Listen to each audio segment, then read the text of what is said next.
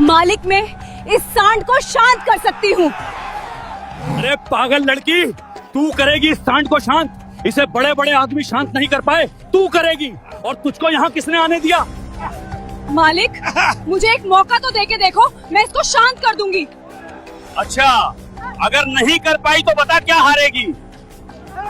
अगर नहीं कर पाई तो जो आप बोलोगे मैं वो करूंगी, और अगर मैंने कर लिया तो मेरी माँ के लिए 5 लाख रुपए देने होंगे। ठीक है, हमें मंजूर है। गांव का मैदान आज किसी त्योहार से कम नहीं लग रहा था। चारों तरफ लोगों की भीड़ थी, ढोल की आवाज हवा में गूंज रही थी, बच्चे उछल कूद कर रहे थे और बड़े लोग जोश में चिल्ला रहे थे। बीच मैदान में एक मोटी रस्सी से बंधा हुआ एक विशाल सांड खड़ा था, इतना बड़ा कि पहली नजर में ही किसी का भी दिल कांप जाए। उसका शरीर लोहे जैसा मजबूत, आंखें लाल और गुस्से से भरी हुई, और उसके सींग ऐसे जैसे हवा को चीर दें। वह बार बार जमीन पर पैर मार रहा था और हर बार मिट्टी उड़कर हवा में फैल जाती थी। लोग उसके पास खड़े होने से भी डर रहे थे। घोषणा हो चुकी थी, जो भी इस सांड को काबू करेगा उसे 5 करोड़ का इनाम मिलेगा। बस यही सुनकर दूर दूर से ताकतवर लोग यहाँ आ पहुंचे थे। कोई भारी शरीर वाला, कोई लंबा चौड़ा, कोई ऐसा जिसकी बाहें देखकर ही लगता था कि वो किसी को भी उठाकर पटक देगा। भीड़ चिल्ला रही थी, आज मजा आएगा, देखते हैं कौन है असली ताकतवर। एक एक करके लोग मैदान में उतरने लगे। पहला आदमी आगे बढ़ा, उसने पूरी ताकत लगाई, लेकिन सांड ने उसे एक ही झटके में हवा में उछाल दिया। भीड़, ओ! दूसरा आया, उसने सींग पकड़ने की कोशिश की, लेकिन अगले ही पल जमीन पर पड़ा था। तीसरा, चौथा, पांचवा, हर बार वही नतीजा, हार। अब भीड़ का जोश धीरे धीरे डर में बदलने लगा था। लोग आपस में बात करने लगे, ये सांड इंसान के बस का नहीं है, ये तो मौत है, जो भी जाएगा वापस नहीं आएगा। उसी भीड़ के कोने में एक लड़की खड़ी थी, उम्र करीब 18 साल, पतली सी, साधारण कपड़े, पैरों में टूटी चप्पल, बाल हल्के बिखरे हुए, चेहरे पर धूल, लेकिन आंखें अलग थीं। डर नहीं था, बस ध्यान। उसका नाम था आर्या। आर्या कोई आम लड़की नहीं थी। वो दिन भर गलियों में घूम घूम कर कबाड़ बटोरती थी। प्लास्टिक, बोतलें, लोहे के टुकड़े, जो भी मिल जाए उसे इकट्ठा करती और शाम को बेच देती। उसी से घर चलता था। घर, अगर उसे घर कहाँ जा सके तो एक छोटी सी टूटी झुग्गी, बरसात में छत टपकती थी, दीवारें कमजोर थीं और अंदर एक पुराना बिस्तर पड़ा था। उसी पर उसकी मां लेटी रहती थी, बीमार, बहुत ज्यादा बीमार। खांसी कभी रुकती ही नहीं थी। कभी कभी तो ऐसा लगता था जैसे सांस ही टूट जाएगी। आर्या के पिता, वो अब इस दुनिया में नहीं थे। जब आर्या सिर्फ 9 साल की थी, तब एक हादसे में वो चले गए। उस दिन के बाद से आर्या का बचपन खत्म हो गया, लेकिन एक चीज उसके साथ रह गई, उसके पिता की सीख। उसके पिता जानवरों को समझने में माहिर थे। जब भी कोई जानवर बेकाबू हो जाता, लोग उन्हें बुलाते थे। आर्या अक्सर दूर खड़ी होकर उन्हें देखती थी। वो देखती थी कैसे वो जानवर की आंखों में देखते थे, कैसे वो घबराते नहीं थे, कैसे वो बिना जोर लगाए उसे शांत कर देते थे। एक दिन उसके पिता ने उससे कहा था, डर दिखा दिया तो हार गई। जानवर ताकत से नहीं, दिमाग और धैर्य से काबू होता है। आज वही शब्द उसके दिमाग में गूंज रहे थे। मैदान में खड़ा वो सांड और भीड़ का शोर, सब धीरे धीरे धुंधला पड़ रहा था। अब बस 2 ही चीजें बची थीं, आर्या और सांड। अचानक आर्या आगे बढ़ी, भीड़ ने उसे देखा और फिर हंसी फूट पड़ी। अरे ये लड़की क्या कर रही है, ये तो खुद गिर जाएगी, किसी ने इसे रोका क्यों नहीं? लेकिन आर्या नहीं रुकी। वो सीधे उस आदमी के पास गई जो प्रतियोगिता करवा रहा था। धीमी लेकिन साफ आवाज में बोली, मैं इस सांड को काबू कर सकती हूँ। एक पल के लिए पूरा मैदान शांत हो गया। फिर जोर जोर से हंसी गूंज उठी। तू इसे काबू करेगी? ये खेल नहीं है। लेकिन आर्या चुप रही। उसके चेहरे पर ना गुस्सा था, ना डर, बस एक अजीब सा भरोसा।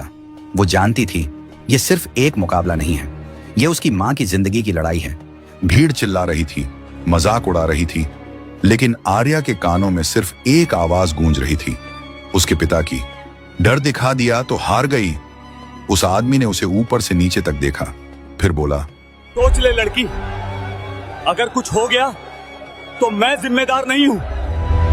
आर्या ने बिना झिझक कहा, मुझे मंजूर है। अब हंसी कम हो गई थी। कुछ लोगों के चेहरे पर डर था, कुछ के चेहरे पर हैरानी। तभी सांड ने जोर से जमीन पर पैर मारा, धूल का गुब्बार उठा और अचानक पूरा मैदान शांत हो गया।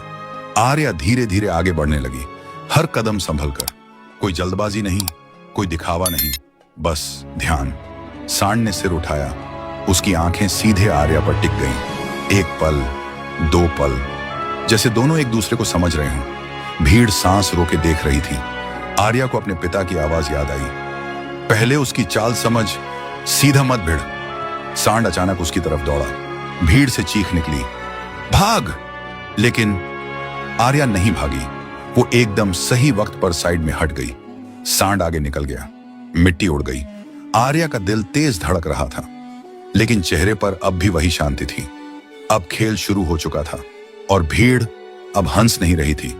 अब वो डर और उम्मीद के बीच खड़ी थी और मैदान के बीच एक लड़की और एक सांड आमने सामने खड़े थे।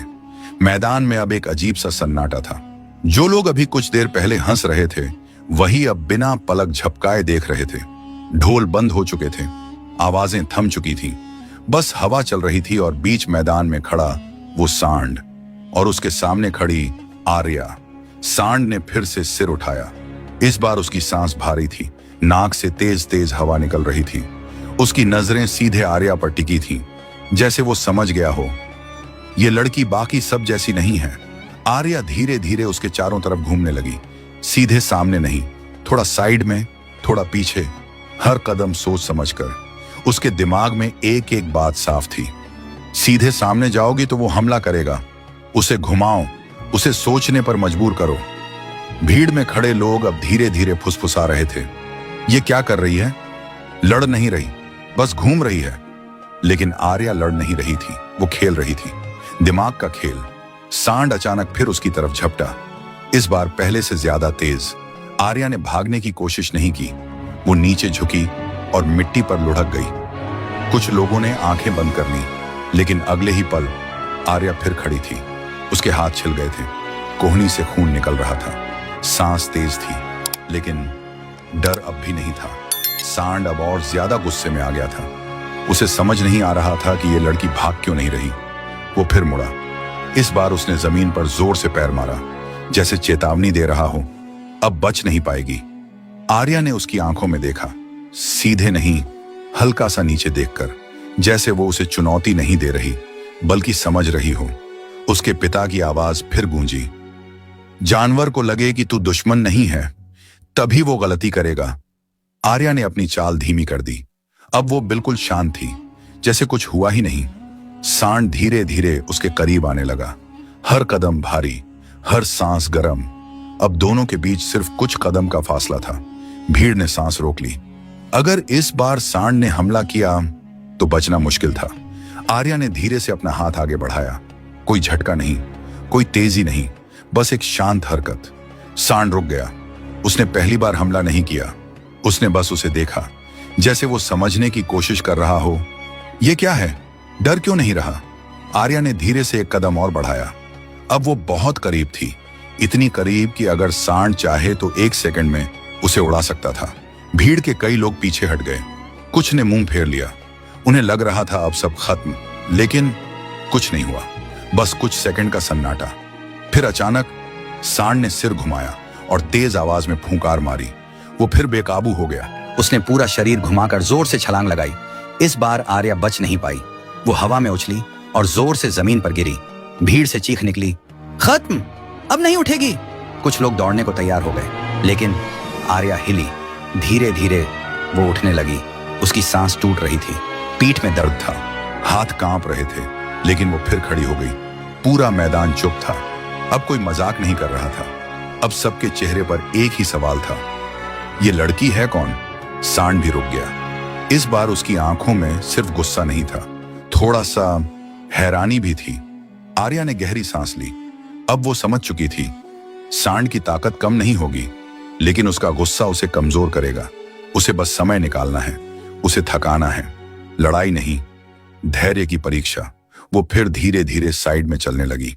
सांड फिर उसके पीछे मुड़ा, लेकिन अब उसकी चाल थोड़ी धीमी थी। उसकी सांसें भारी हो चुकी थीं। हर बार जब वो हमला करता, आर्या बस बच जाती, कभी झुककर, कभी घूमकर, कभी लुढ़ककर। समय बीतता जा रहा था। 1 मिनट, 2 मिनट, 5 मिनट। भीड़ अब गिनती भूल चुकी थी। सब बस देख रहे थे। आर्या पूरी तरह मिट्टी में लिपट चुकी थी। उसके कपड़े फट गए थे, घुटनों से खून बह रहा था, लेकिन उसकी आंखें अब भी वैसी ही थीं, शांत, ध्यान में। तभी एक मौका आया। सांड ने जोर से छलांग लगाई और उसी वक्त आर्या साइड में घूमी और पहली बार वो सांड के बिल्कुल पास पहुंच गई। इतनी पास कि उसने उसके शरीर की गर्मी महसूस की। भीड़ की सांस रुक गई। अब क्या करेगी? सींग पकड़ेगी, कूदेगी, भागेगी? नहीं, आर्या ने कुछ अलग किया। वो सीधे सामने नहीं गई। वो उसके साइड से घूमकर धीरे धीरे उसके पीछे पहुंच गई। सांड को एहसास हुआ वो बेकाबू हो गया। उसने जोर से उछलना शुरू किया, लेकिन अब देर हो चुकी थी। आर्या ने मौका पकड़ लिया था। उसने अचानक छलांग लगाई और सांड के शरीर से चिपक गई। भीड़, ओ! सांड पूरी ताकत से उछल रहा था, झटके दे रहा था, घूम रहा था, लेकिन आर्या छूटी नहीं। उसकी पकड़ मजबूत थी। उसके हाथ कांप रहे थे, लेकिन उसने छोड़ा नहीं। उसके कानों में फिर वही आवाज गूंजी, जब वो थक जाए तब उसे रास्ता दिखाना। सांड अब धीरे धीरे थकने लगा था। उसकी छलांग कम हो गई, उसकी चाल धीमी हो गई, उसकी सांसें भारी हो गईं। पूरा मैदान खामोश था। कोई हिल नहीं रहा था, कोई बोल नहीं रहा था। बस एक लड़की और एक सांड, और उनके बीच चल रही थी सबसे बड़ी लड़ाई। आर्या ने धीरे धीरे अपनी पकड़ बदली। उसने जोर नहीं लगाया, बस दिशा दी। सांड ने एक बार फिर कोशिश की, लेकिन अब उसकी ताकत जवाब दे रही थी। धीरे धीरे वो झुका और पहली बार उसने अपने घुटने मोड़े। भीड़ बैठ गया, लेकिन अभी सब खत्म नहीं हुआ था। अभी आखिरी पल बाकी था। आर्या अभी भी उसके ऊपर थी। उसने धीरे से अपना हाथ आगे बढ़ाया और सांड के सिर पर रखा, जैसे कोई दोस्त को शांत करता है। सांड ने कोई विरोध नहीं किया, बस शांत हो गया। पूरा मैदान एकदम शांत। फिर अचानक एक आवाज गूंजी, हो गया! और अगले ही पल पूरा मैदान गूंज उठा। तालियां, चीखें, नाम की आवाज, आर्या, आर्या, आर्या। लेकिन आर्या वो वहीं बैठ गई, थक कर। उसकी सांस टूट रही थी, शरीर जवाब दे चुका था, लेकिन उसके चेहरे पर एक हल्की सी मुस्कान थी। उसने आसमान की तरफ देखा और मन ही मन बोली, पापा, हो गया। लेकिन उसे नहीं पता था असली मुश्किल अभी शुरू होने वाली है। मैदान का शोर अब धीरे धीरे कम हो चुका था। लोग अब भी खड़े थे, लेकिन उनकी आवाजें बदल चुकी थीं। पहले जहां सिर्फ तमाशा था, अब वहां सोच थी, एहसास था। आर्या वहीं खड़ी थी, थकी हुई, घायल, लेकिन अंदर से मजबूत। उस आदमी के शब्द उसके दिमाग में गूंज रहे थे, मामला इतना आसान नहीं है। भीड़ 2 हिस्सों में बंट चुकी थी। कुछ लोग उसके हक में थे, इनाम देना ही पड़ेगा, यह धोखा है। और कुछ लोग बस खड़े होकर देख रहे थे। आर्या ने धीरे से कहा, मुझे पूरे पैसे नहीं चाहिए, सभी चुप हो गए। बस मेरी माँ का इलाज हो जाए। उसकी आवाज में ना गुस्सा था, ना शिकायत, बस एक सच्चाई थी। उस आदमी ने उसे ध्यान से देखा, पहली बार। सच में उसे समझ आ गया, ये लड़की पैसों के लिए नहीं लड़ी, ये किसी की सांसों के लिए लड़ी है। वो कुछ पल चुप रहा, फिर बोला, हमें थोड़ा समय दो, फैसला करना होगा। आर्या का दिल बैठ गया। उसे समझ आ गया, अब यहां रुकने का कोई फायदा नहीं। वो मुड़ी और बिना पीछे देखे चल दी। भीड़ रास्ता छोड़ती गई। अब कोई हंसी नहीं थी, बस खामोशी। आर्या सीधे अपनी झुग्गी की तरफ दौड़ी, सांस तेज, आंखों में आंसू, दिल में डर। वो अंदर पहुंची। माँ बिस्तर पर लेटी थी, सांस बहुत हल्की थी। आर्या उसके पास बैठ गई। उसने कांपते हुए हाथ से माँ का हाथ पकड़ा। माँ ने धीरे धीरे आंखें खोली। कमजोर मुस्कान आ गई। आर्या खुद को रोक नहीं पाई, वो रो पड़ी। माँ, मैं जीत गई। माँ की आंखों में चमक आई। मुझे पता था। कुछ पल के लिए सब शांत हो गया। फिर आर्या ने धीरे से कहा, लेकिन पैसे शायद। उसकी आवाज टूट गई। माँ ने उसका हाथ दबाया। बेटा, तूने जो किया वही सबसे बड़ी जीत है। आर्या ने सिर झुका लिया, लेकिन उसके अंदर कुछ टूट रहा था। वो जानती थी कोशिश से ज्यादा जरूरी है नतीजा, और अभी नतीजा अधूरा था। रात हो गई, झुग्गी में अंधेरा था, छत से हवा आ रही थी। आर्या माँ के पास बैठी थी, नींद नहीं आ रही थी। हर कुछ देर में वो माँ की सांस देखती, फिर आसमान की तरफ देखती। धीरे से बोली, पापा अगर आप सच में हो तो मेरी माँ को बचा लो। उसकी आंखों से आंसू गिरते रहे। रात लंबी थी, बहुत लंबी। अगली सुबह दरवाजे पर दस्तक हुई। आर्या चौंक गई। वो उठकर बाहर आई। वही आदमी खड़ा था और उसके साथ कुछ और लोग भी। आर्या का दिल जोर से धड़कने लगा। क्या हुआ? वो आदमी आगे आया। इस बार उसके चेहरे पर सख्ती नहीं, सम्मान था। उसने कहा, हमने फैसला कर लिया है। आर्या की सांस रुक गई। तेरी जीत को कोई नहीं झुठला सकता। उसकी आंखों में उम्मीद चमकी। इनाम तेरा है। आर्या की आंखों में आंसू आ गए, लेकिन वो आदमी आगे बोला, लेकिन पैसे सीधे तुझे नहीं मिलेंगे। आर्या का दिल फिर डूब गया। सारे पैसे तेरी मां के इलाज पर खर्च होंगे, अच्छे से, पूरा इलाज। कुछ सेकंड तक कोई आवाज नहीं। फिर आर्या ने बिना सोचे कहा, मुझे मंजूर है। उस पल उसके लिए पैसे का मतलब बदल चुका था। अब वो सिर्फ नोट नहीं थे, वो उसकी मां की सांसें थे। कुछ ही घंटों में सब बदल गया। पहली बार आर्या की मां को एक गाड़ी में ले जाया गया। साफ चादर, सहारा देने वाले लोग, डॉक्टर, मशीनें। आर्या उसके साथ थी, उसका हाथ पकड़े हुए, जैसे छोड़ दिया तो सब खत्म हो जाएगा। अस्पताल पहुंचते ही मां को अंदर ले जाया गया। आर्या बाहर बैठ गई। दिल तेज धड़क रहा था। डर, उम्मीद, दोनों साथ। घंटे बीत गए, कोई खबर नहीं। हर बार जब दरवाजा खुलता, आर्या उठकर खड़ी हो जाती, फिर वापस बैठ जाती। रात हो गई, लेकिन वो वहीं थी, अकेली लेकिन डटी हुई। सुबह से पहले डॉक्टर बाहर आए। आर्या दौड़ी। मेरी मां, डॉक्टर ने कहा, ऑपरेशन जरूरी है, हालत नाजुक है। आर्या की आंखों में आंसू आ गए। पैसे, डॉक्टर ने कहा, सब हो चुका है, चिंता मत करो। आर्या वहीं बैठ गई। उसने आंखें बंद की, बस एक ही बात कही, भगवान अब बस आप। ऑपरेशन शुरू हुआ। घंटे बीतते गए। हर सेकंड भारी लग रहा था। आर्या फर्श पर बैठी थी, कभी दीवार को देखती, कभी आंखें बंद कर लेती, कभी खुद से बात करती, कुछ नहीं होगा, सब ठीक होगा। फिर दरवाजा खुला। डॉक्टर बाहर आए। आर्या खड़ी हुई, उसके पैर कांप रहे थे। डॉक्टर ने मुस्कुराकर कहा, ऑपरेशन सफल रहा। बस इतना सुनते ही आर्या वहीं बैठ गई। उसकी आंखों से आंसू बहने लगे, लेकिन इस बार ये आंसू डर के नहीं, खुशी के थे। कुछ देर बाद उसे मां से मिलने दिया गया। मां शांत लेटी थी, सांस अब सामान्य थी। आर्या धीरे से पास बैठी। उसने मां का हाथ पकड़ा। मां, मैं हूं। मां की उंगलियां हल्की सी हिली, फिर धीरे से आंखें खुली। एक हल्की सी मुस्कान आई। उस पल आर्या को लगा वो दुनिया की सबसे अमीर इंसान है। दिन बीतते गए। मां ठीक होने लगी। धीरे धीरे चलना, खाना, मुस्कुराना सब वापस आ गया। झुग्गी वहीं थी, हालात वहीं थे, लेकिन अब डर नहीं था। कुछ समय बाद लोग मिलने आने लगे। वही लोग जो पहले हंसते थे, अब उनके चेहरे पर इज्जत थी। कोई फल लाया, कोई कपड़े, कोई बस धन्यवाद कहने आया। वही आदमी भी आया। उसने आर्या से कहा, तूने सिर्फ सांड नहीं काबू किया, तूने लोगों की सोच बदल दी। आर्या बस मुस्कुरा दी। एक शाम आर्या अकेली बैठी थी, आसमान की तरफ देख रही थी। धीरे से बोली, पापा आपने जो सिखाया था वो काम आ गया। हवा हल्की सी चली, जैसे किसी ने उसके सिर पर हाथ रखा हो। अब आर्या पहले जैसी नहीं थी। वो अब भी साधारण थी, लेकिन अंदर से मजबूत।